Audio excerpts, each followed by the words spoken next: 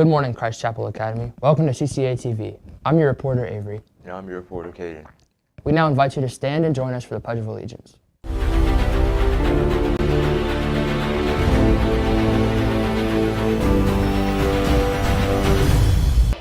Now for the Pledge of Allegiance. I pledge allegiance to the flag of the United States of America and to the republic for which it stands, one nation, under God, indivisible, with liberty and justice for all.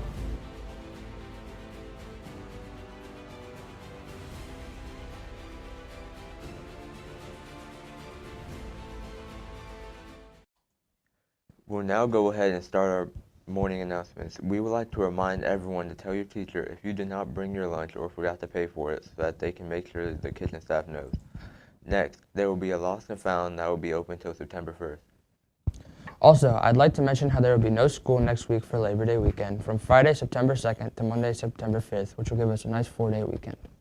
Pay attention, all upper school students. If you are interested in joining Mr. Lane's boys' Bible study, please see him about that. They will be meeting after school on Wednesdays from 4:15 starting sometime in September. Now moving on to our sports news. Yesterday, volleyball had a very close game, losing only 3-2, and the boys varsity soccer also took a loss yesterday. Today, middle school boys have a soccer game at Trinity Christian School at 3:30, and the middle school girls have a volleyball game at Calvary Road Christian School at 4 p.m. Now here's something special that happened today. In 1967, the Senate confirmed the appointment of Thurgood Marshall as the first black Supreme Court justice. And here's a short video of one of Thurgood Marshall's most important cases. Thurgood Marshall didn't look like a revolutionary.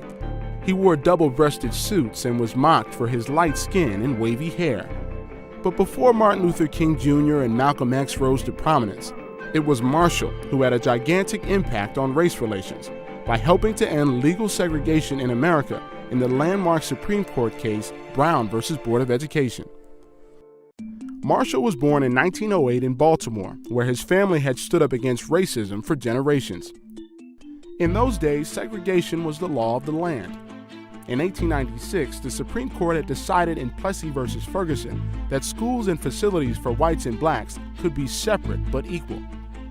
Marshall decided to become a lawyer because, in his words, the lawyer was there to bear the brunt of getting rid of segregation. After graduating from Howard University School of Law, Marshall took a trip to the South to see the effects of separate but equal firsthand. By 1938, he was a staff lawyer for the NAACP in New York and began crafting lawsuits that could chip away at segregation. The hardest part was recruiting plaintiffs. Many black parents were afraid of losing their jobs or of exposing their families to violence. But in 1951, 13 parents in Topeka, Kansas, led by an assistant pastor named Oliver Brown, put their names on an NAACP lawsuit in federal court. Marshall lost the Kansas case and another one in South Carolina. But in 1953, the U.S. Supreme Court announced that it would take on his appeal, not just to those cases, but to 5 separate cases that challenged segregation. The combined cases became known as Brown versus Board of Education.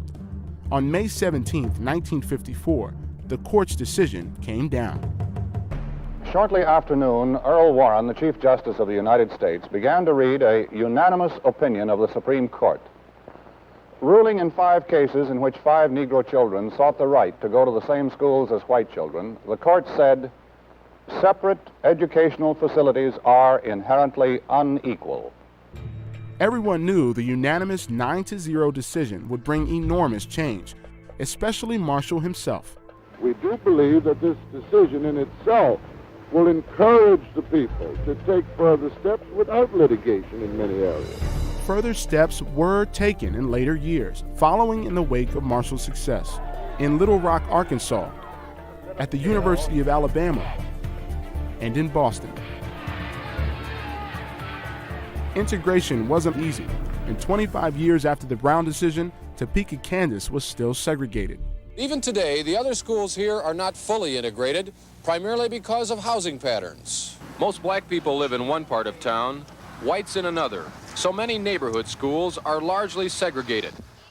But Thurgood Marshall, by that time a Supreme Court justice himself, never stopped believing that using the law to overturn segregation was the way to bring racial justice to America.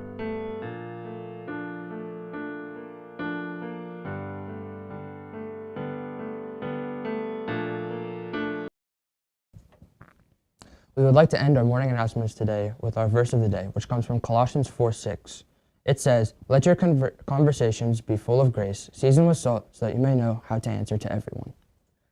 Thank you for watching, everybody, and remember to tune in every day at 8:17 for our news at CCA announcements. Have an amazing day, and we'll see you next time on CCA TV.